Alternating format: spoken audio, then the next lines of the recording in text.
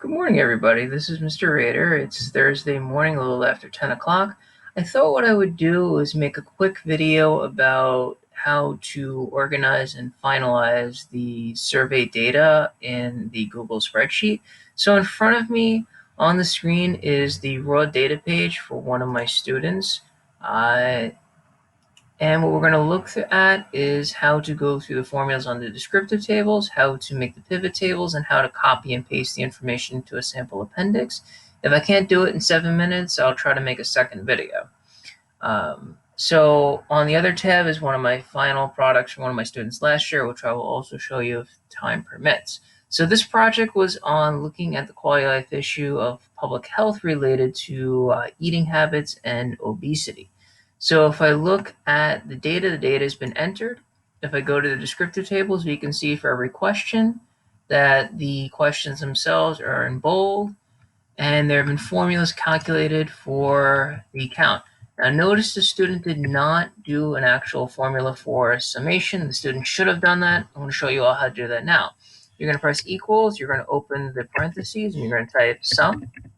You're going to click on sum, and you're going to highlight the numbers you want the sum for, and press enter. And you would do that for every single one. The percentages, you would do the same thing. The student did put the formulas in correctly for the first two, but then did not do it for the others.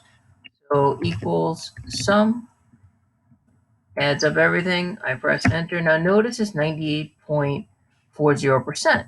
That clearly indicates that the student neglected to include this data point, which is important. So we're going to press equals. We're going to click the cell that we want the average for.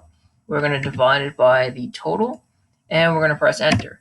Notice now the numbers have changed to 100%. So for this student in particular, I'd recommend going back and doing it for the other data points. Okay, so to make charts, all you have to do is highlight the variable question, count, and all the answer choices. Do not highlight total, do not highlight percentage. I'm going to click insert. I'm going to put in a chart. It should automatically put in a pie chart. You can click and drag it. We'll customize it. We're going to go with a column chart instead. And we're going to take a look at the customization options. Under chart style, we're going to first put 3D just to make it look different. Under the title, we want to be very clear. We're looking at the borough, so we want to have borough information. We can change the font if we so choose to do so. I'm going to move the camera up here so that I can still work. And I'm going to put size 24. Okay. Under series, it's important to put data labels on, probably the most important thing, so that you can clearly see the numbers for your respondents. You can change the text color if you so choose. This would be light green, purple-ish, blue, probably wouldn't be the best idea on a blue background. White becomes pretty clear. You can add grid lines if you want. It's not necessary. Okay, so when the chart is done, you're going to highlight it, press Control X on a PC, go into Charts, and Control V, and that should paste it as the new data point. So that's how you do charts. When we look at pivot tables, it's a little more complicated, but it's not that complicated. So this is what a finished one looks like that my student put together. You can clearly see the two variables that the student was comparing. A behavioral question, how often does a person exercise throughout the week, and how likely they would be to eat more fruits and vegetables if they are aware of health consequences, which is looking at an attitudinal question. And the correlations are calculated as well. So I'm going to go back to the raw data. I'm going to click the data on the top. I'm going to click pivot table. It will ask me to create a new sheet. I'll say OK. And it's going to ask me to put in my rows, columns, and values. Under the rows, you put in the first variable. Let's do age. It's a demographic question. Under columns, let's put in how many times you eat healthy a week. Again, behavior. So we're going to look at a demographic and a behavior. Under values, go back to the first variable, which was age. The student probably did not do 322 surveys, so we need to change summarize by from sum to count. That brings us back to 125. That looks good.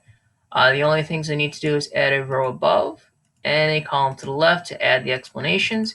And you can see the answer choices. So we have 13 to 19, 20 to 29, etc. So 13 to 19, 20 to 29, 30 to 39, 40 to 49, and I'm going to guess 50 plus. Let's see if I was correct.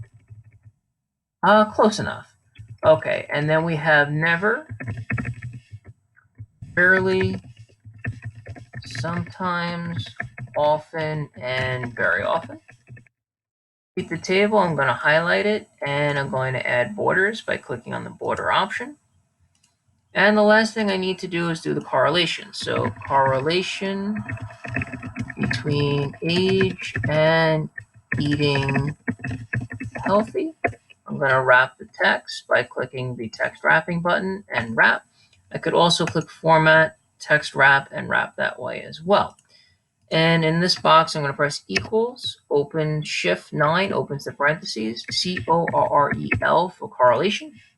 I'm going to go back to the raw data. And we're looking at age, so I'm going to click that letter, press comma. How often do you eat healthy? H. And I'm going to press enter. And you get a pretty good correlation value. I'm just going to add borders. Now, just to do a quick comparison to the student's other two, this is a really weak correlation. It's very close to 0, so those two variables are not really that connected at all. 0.17 is still weak, but it's getting closer to moderate. Moderate correlations are about 0.5. Very weak is close to 0, and very strong is close to either +1 or -1. And in the one that I just created for the student, it is 0.31. Again, still not that strong. It's moderately weak. It's getting closer to moderate. So I'm going to rename this pivot table, and I'm just going to call it age and healthy. Okay, and the last thing I need to do is copy and paste this into a sample appendix. So I'm going to highlight the information in the table, Control X.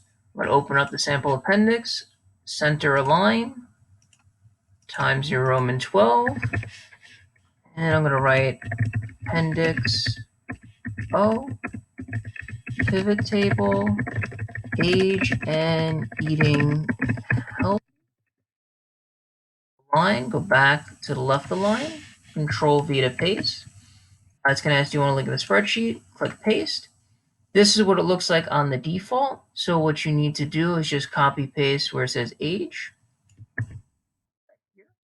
The answer choices are here.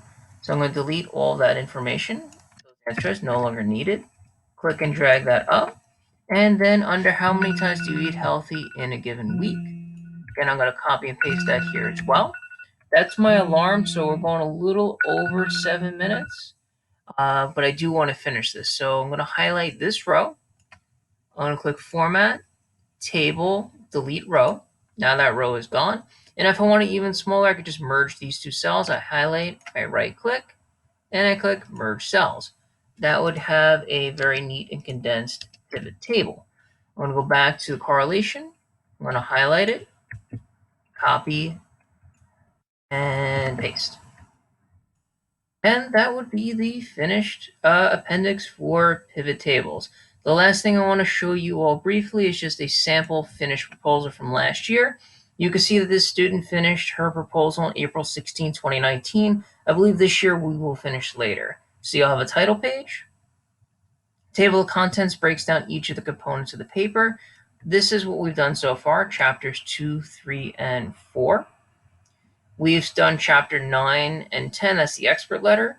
We've done chapter 11, just survey, the visuals 12, 13. We have not done 14, 15, or 16. I'm going to scroll down so that you can see what that appendix would look like. So you can see each question has the question, the table, and a visual of some kind or another. And you can see data labels included. When I scroll down to the pivot tables, you'll notice the student was very clear with what it was they were looking to compare. They calculated a correlation, and they had some data analysis, which ends up going into their paper. And then there's a sample petition. Again, later in the week, I will show you some examples from former students. This was their website that they built. They included screenshots. And this student is part of her implementation. Last week at our school, we had a mental health week of action early on in the year. This was a pamphlet that was put together by one of the clubs at the school. And that's it. That's the completed quality of life proposal. I hope you all found this video informative. If you have any questions or concerns, please do reach out to me by email.